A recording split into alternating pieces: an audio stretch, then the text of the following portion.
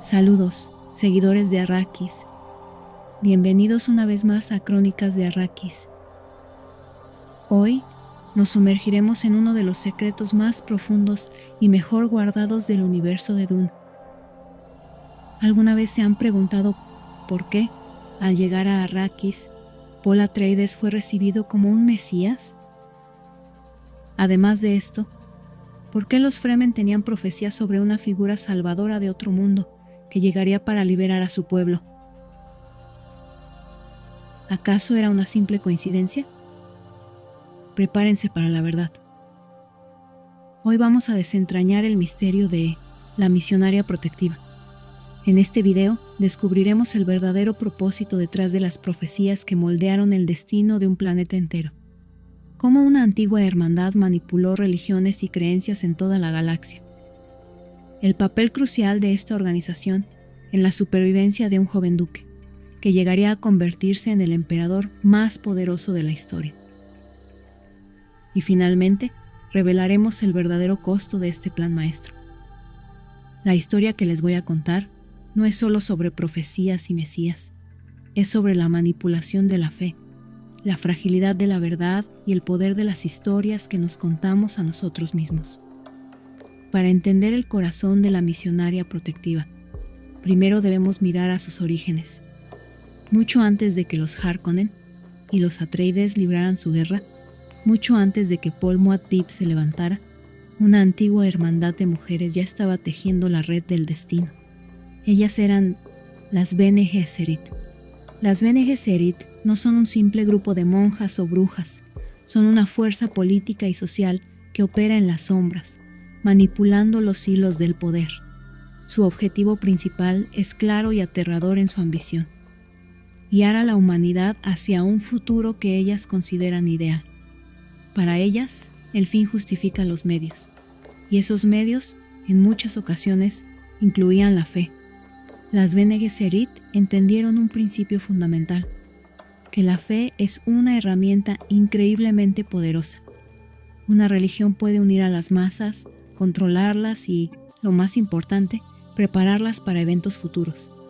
Pero, ¿cómo podían asegurarse de que, en un planeta desconocido, una hermana Bene Gesserit en peligro tuviera un refugio? ¿Cómo podían garantizar que una de sus agentes no sería asesinada al aterrizar en un mundo primitivo o tribal? La respuesta fue la misionaria protectiva. No se trataba de una organización física con una sede central, era una estrategia, un programa secreto, codificado, que consistía en esparcir supersticiones y profecías cuidadosamente diseñadas en los rincones más olvidados del universo. Su nombre, misionaria protectiva, lo dice todo. Su misión era proteger a sus agentes, era su red de seguridad galáctica. Imagínala a un viajero del espacio aterrizando en un planeta desértico, hostil. La gente local no lo conoce y podría ser visto como una amenaza. Pero, ¿qué pasaría si durante generaciones se les hubiera contado la historia de una figura salvadora que vendría de las estrellas? Una figura con poderes y habilidades que coinciden, sospechosamente, con las de una hermana Bene Gesserit. En ese momento, el viajero no es un extraño, es el cumplimiento de una profecía. No es una amenaza, es la respuesta a sus oraciones. La misionaria protectiva se encargó de sembrar estas semillas de fe en incontables mundos, a lo largo de incontables siglos. Lo hacían con una paciencia milenaria, con una planificación que solo podía provenir de una organización que piensa en términos de generaciones, no de años. El arte de la manipulación religiosa. Ahora, entremos en los detalles de cómo funcionaba esta manipulación. No era un simple cuento de hadas, era una ingeniería social a gran escala, un arte oscuro y fascinante. Para que las profecías fueran efectivas, debían ser creíbles y estar arraigadas en la cultura local. Las Bene Gesserit no llegaban y decían: crean en esto. En cambio, infiltraban sus ideas poco a poco, adaptándolas a las supersticiones y creencias existentes de cada planeta. Un método clave era la siembra de mitos. Un agente Bene Gesserit o un subalterno se infiltraba en una sociedad primitiva o aislada, observaba sus ritos, sus dioses, sus miedos y sus esperanzas. Luego, introducía elementos extraños, como la idea de una figura salvadora, un Mahdi, o el concepto de un paraíso en la tierra, o incluso ritos y palabras sagradas que, para los lugareños, tenían un significado profundo, pero que, en realidad, eran códigos y señales para las Bene Gesserit.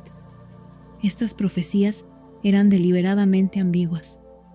Hablaban de un Lisan al-Gaib, que significa la voz del mundo exterior, o de un Kwisatz Haderach, el camino más corto, o de un Muad'Dib, la rata del desierto.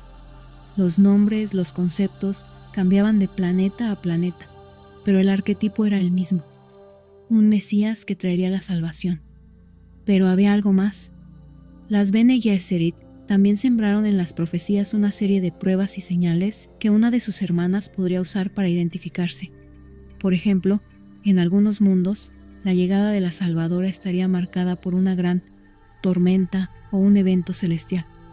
En otros, la profecía diría que la elegida tendría la capacidad de calmar a una bestia salvaje o de sanar una enfermedad incurable. Y por supuesto, la profecía siempre incluía la idea de que la Salvadora vendría acompañada por un guía o un mensajero de su pueblo, que la ayudaría a cumplir su destino. ¿Adivinan quién era ese guía? Sí, un agente Bene Gesserit de menor rango, que acompañaba a la hermana principal y confirmaba, con su testimonio, que todas las profecías se estaban cumpliendo. Con el tiempo, estas historias se convertían en parte del folclore local. Se transmitían de generación en generación, se cantaban en canciones y se contaban alrededor de fogatas. Para cuando una Bene Gesserit en apuros aterrizaba en algún lejano planeta, la mesa ya estaba puesta. La gente local, adoctrinada por estas profecías, no solo la aceptaría, sino que la protegería y la veneraría. Era un plan brillante, maquiavélico y terriblemente efectivo. Las Bene Gesserit no se molestaban en conquistar planetas con ejércitos. En cambio, los conquistaban desde dentro, usando la fe como su arma más potente. Ahora, hablemos de Arrakis. Arrakis era, en muchos sentidos, el campo de pruebas definitivo de la misionaria protectiva. Es un planeta brutal, desértico, habitado por una raza de humanos que habían sido ignorados y subyugados durante siglos. Los Fremen. Los Fremen eran una sociedad tribal, guerrera, con una fe profunda en las profecías. A diferencia de otros planetas, donde las Bene Gesserit tuvieron que empezar de cero, en Arrakis encontraron un terreno fértil. Mucho tiempo atrás, una hermana Bene Gesserit llamada Sensufi, junto con otras de su orden, llegó a Arrakis y comenzó a sembrar sus profecías entre los Fremen. Adaptaron la idea de una salvadora y la combinaron con los mitos locales sobre el desierto, la arena y los gusanos de arena. La misionaria protectiva se encargó de insertar en la cultura Fremen las siguientes ideas. La leyenda de un Lisan al-Gaib, un mesías del mundo exterior, que llegaría para transformar a Arrakis y traer agua. La profecía de una Bene, hermana Bene Gesserit, que sería la madre de este mesías, una figura que vendría acompañada de un guía y que podría crear un paraíso en la tierra. El concepto del Mahdi, el elegido que lideraría a los Fremen hacia la liberación. Esta siembra de mitos se convirtió en la espina dorsal de la fe Fremen. Las profecías eran tan profundas que se integraron por completo en su vida diaria. Los cánticos, los rituales y la expectativa de la llegada del Lisan al-Gaib eran parte de su identidad. Y así, la misionaria protectiva transformó a los Fremen de un grupo de tribus aisladas en una sociedad cohesionada y sin que lo supieran, en la herramienta perfecta para los planes Bene Gesserit. Los Fremen no sabían que su fe era un constructo, que sus profecías eran una invención. Ellos simplemente creían. Y esa fe, esa creencia inquebrantable, fue el salvavidas que Paul Atreides y su madre, Jessica, encontrarían al aterrizar en Arrakis. El papel de la misionaria protectiva en la vida de Paul es, sin duda, su mayor éxito y a la vez su mayor fracaso. Cuando la casa Atreides se traslada a Arrakis, la traición de los Harkonnen y del emperador los golpea con una fuerza brutal.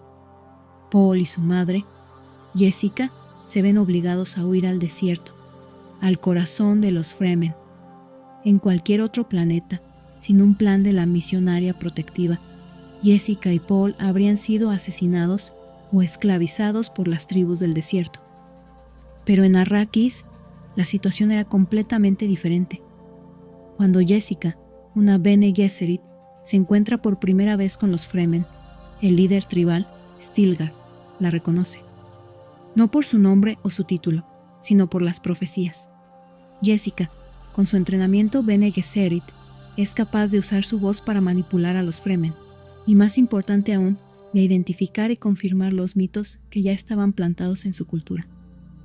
Jessica, con la habilidad de una maestra titiritera, se presenta no solo como una mujer en peligro, sino como la madre Bene Gesserit de la profecía. Y Paul, su hijo, un joven con habilidades precognitivas en desarrollo, se convierte hoy ante los ojos de los Fremen en el Lisan al-Gaib. Pero hay un giro oscuro en esta historia. Las Bene Gesserit habían plantado las semillas, esperando que algún día una de sus hermanas pudiera usar el plan para su propia supervivencia. Y fue exactamente lo que pasó. Jessica, una hermana renegada, usó el plan de la misionaria protectiva no solo para su propia supervivencia, sino para la de su hijo Paul. Paul, al unirse a los Fremen, no solo aprendió sus costumbres y su forma de vida. El entrenamiento Bene Gesserit que su madre le había dado, sumado a la exposición a la especia, le permitió desarrollar sus habilidades precognitivas a un nivel sin precedentes. Él no era solo un líder, era un Mesías que podía ver el futuro. Y los Fremen, que creían ciegamente en él, se convirtieron en su ejército.